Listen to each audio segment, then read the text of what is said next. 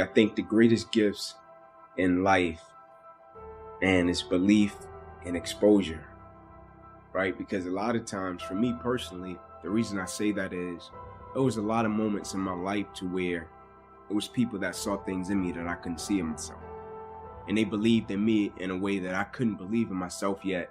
And I rented their level of belief until I got strong enough to possess my own, right? It's like when you're young and they see you, and it's like even when you start out doing what you're doing, you could be talented, right? And somebody older than you or more experienced than you can see you and know like, oh man, if he did this or if he does this, man, he could be great, right? And they can come to you and say, hey kid, man, you got something.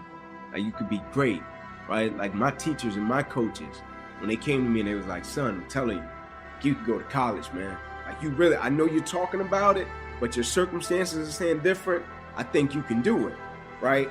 And when they said it, I'm like, oh, I can do it. Like I can make it happen because they're believing in me making it happen. I think I can do it. So I think belief, and the reason I say exposure is because like I think when you show people things, that's powerful. I think exposure sparks inspiration, right? Exposure sparks motivation. Like when I was coming up in that 2-bedroom house with all those people, and I went to the other side of town with my coach, and he was like, no, you don't have to live like that, Ink. You can live a normal life, right? It changed my whole mindset. And my mindset can never go back to the way that it once was because I have been exposed to something different, to something new.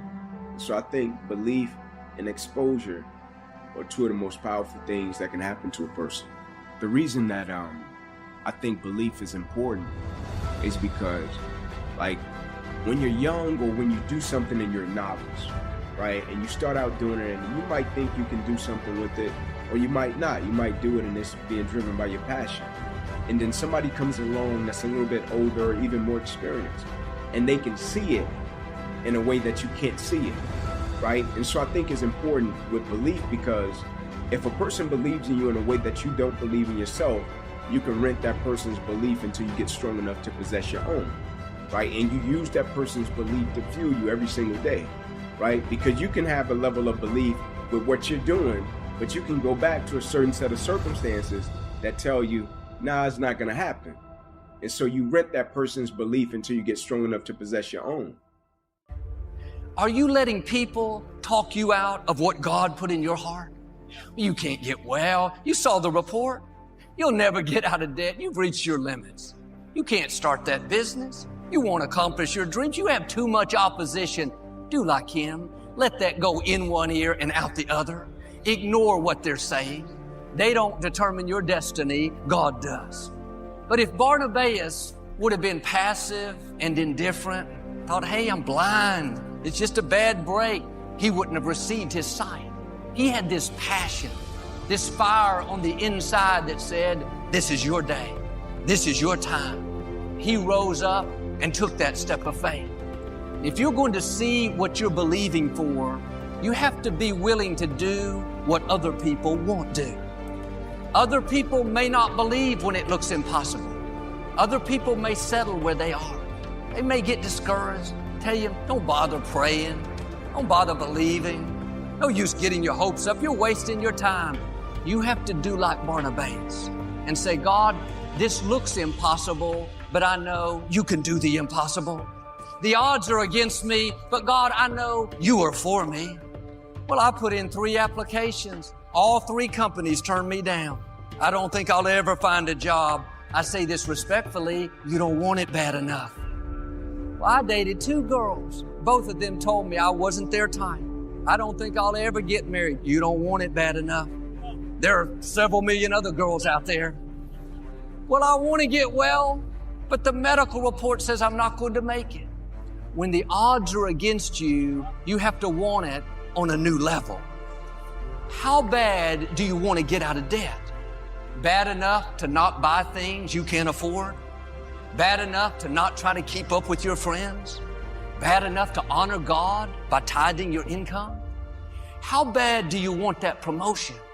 Bad enough to get to work early? Bad enough to do more than what's required? bad enough to take that online course to sharpen your skills? I don't want to take another course. I don't want more work. I just want the promotion. You don't want it bad enough. You have to stand out in the crowd. You're wasting a bunch of percentage here. We have 80 more percent that we're not tapping into, because in this other 80% is suffering, pain, failure, self-doubt, darkness, and then a whole bunch of light. But to get to this light, you got to go through all of this shit. So a lot of us know that. We know, yeah, I can get over here, but over here, man, this is much better, because I got to go through this journey that is not fun. This from 20 to 100%, this shit in between is not fun. So we decided to live over here. So everybody goes, how do you do that? You know exactly how to do that. You know exactly. It's not a magic trick. There's nothing I talk about in that book that's a magic trick. It's all back down to a very primitive mindset of we just have to do. It's like breathing. Breathing becomes normal. Like we don't know that we're doing it. That's how you have to live your life. When that alarm clock goes off at 4 or 5 in the morning, your mind says no.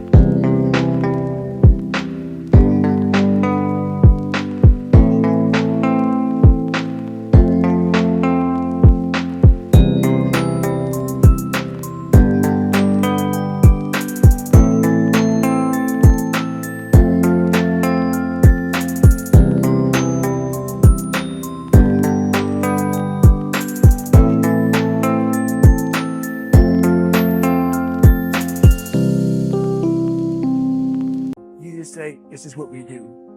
It's what we do now. Because to get to where you want to go, the amount of pain involved, I'm not saying physical, I'm not saying you got to break yourself off. The amount of mental pain of how many times you're going to have to do something that you don't want to do to get to where you want to go. There's going to be more times you do something that you don't want to do than you are going to want to do it.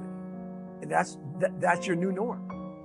What is in us, we have no idea until we start trying hard. And I mean really trying hard, when you're obsessed with, hey, this is my new norm. My new norm is that, wow, this isn't always fun. We give names like English Channel, like Atlantic, to what is actually the same body of water. Pacific, same. Indian Ocean, same. South China Sea, same. All these different names when everything is one ocean, one sea. And so it is with the human race. We give ourselves, and we are given, all these names and labels to define us, when actually all of us, none excluded, are different points of attention in the same flow of infinite awareness. Here we are looking at ourselves as